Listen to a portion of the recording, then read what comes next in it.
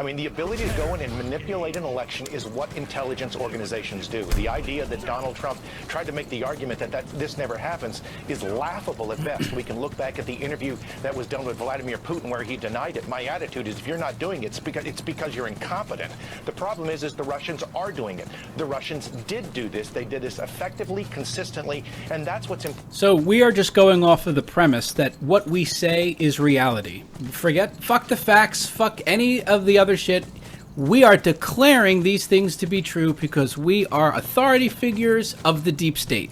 This is absolute state propaganda. Important to simply say, well, the Americans do this too. The fact is intelligence organizations do this, but the Russians absolutely impacted this election. They may not have gone into the ballot box and changed one vote from a yes to a no, but they manipulated many, many people along the way to make the decisions that they did when they went into the ballot box. You have no evidence of that, bitch.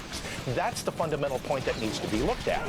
And so, Naveed, if these are influence campaigns, meaning they're not hacking into machines, they're hacking into people's minds, basically.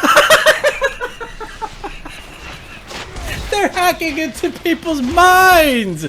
Are you fucking kidding me with this shit? What is wrong with you, bitch? Are you kidding me? They're hacking into people's minds. This is absolute propaganda calling for censorship of the internet. And it's happening every goddamn day. And getting people to be of the affect that, well, I won't vote for Hillary Clinton because she, sold uranium or She did sell uranium, you liar! You fucking liar! And guess what? That's a great reason not to vote for her. What is... amazing! What a fucking propagandist. Acting like that was fake news that she sold uranium, you bitch! Are you fucking kidding me? Murdered 40 people and sort of convincing people those things are true, right, and then getting them to act. Notice how she threw in a legitimate, verifiable fact with the selling of uranium with the Clinton body count. The Clinton body count, there is not direct evidence of that. It's a lot of fucking circumstantial evidence that when you view it as a whole, you're like, that's some shit.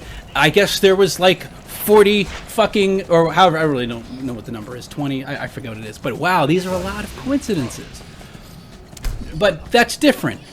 We absolutely know that Hillary Clinton did sell uranium to the Russians. Holy shit, this bitch. Act on those false beliefs. What can the intelligence community possibly do to counter that? That's people's own personal belief systems that they're getting off of Facebook articles. Well, that's exactly right. And I think, this is a problem. We live in a free society. You can't... This is a problem. We live in a free society. Do you hear the words coming out of this motherfucker's mouth? You got to respect that. On the other hand, to Jack's point... No. You either respect it or you don't. You don't get off on, we're in a free society, we need to respect that. But on the other hand, no, you already called for censorship. You obviously don't agree with a free society. You want censorship, you want fascism. So don't try to play the fence with this shit. Look, just being aware that the Russians were in fact launching a campaign, and look, my goodness, come out and say it was successful. To have the President of the United States, we heard one of the most shocking things that we heard in the Comey testimony was the fact that the President never really, after January 20th, never seemed to have any interest in following through with what the Russians did. How can we counter this?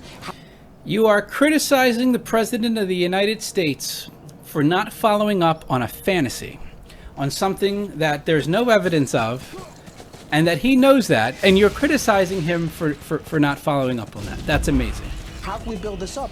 At a minimum, Joy, look, we need to have a separate entity here that's looking at this and saying, the question you just asked, how do we stop this? How do we inform the American public that this is happening? How do we stop the free flow of information that doesn't support our narrative? Incredible what is happening here. And I think that's perhaps the biggest part here is the communication, the information. That's what we need to focus on. And Jack, after the Iraq War, in which the intelligence community was, quite frankly, misused by the former administration in order to convince Americans, in order to run an information campaign to get Americans to believe that Iraq had something to do with 9/11. Polls showed over 60% of Americans, something up to 70% believe, yes, Saddam Hussein had something to do with 9/11. Given that context, is there any way that the United States government government could get away with a counter-information campaign that said, hey, people that are reading this on Facebook, this is a lie from Russia, signed U.S. government. You know, that's the petrifying part. If we think about what it is that we've seen, what Jim Comey talked about with this oath to Donald Trump, my biggest fear is it's not just that it was made to Jim Comey, it was made to everybody else. We can look at the head of the CIA, DNI, we can take a look at NSA. Do you know what that signed by the American government thing is? State propaganda. Like, she's making an argument that, and this is no surprise to people that have been looking at this shit in depthly. I've touched upon it briefly before. In 2013, there was a law that was changed. Before 2013, the United States government was not allowed to propagandize its citizens. That was illegal. In 2013, that law was changed. And now it is legal. That's why some of these news outlets are absolutely propaganda. I'm not exaggerating when I say, like, this is state-run propaganda. This is absolutely that.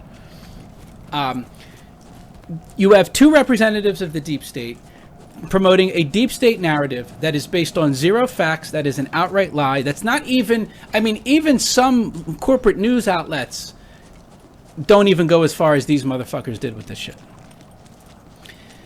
And so you have this law, so you can propagandize, and now she's claiming that it would be good if the United States government could put things out on Facebook to say, oh, this is a lie from Russia.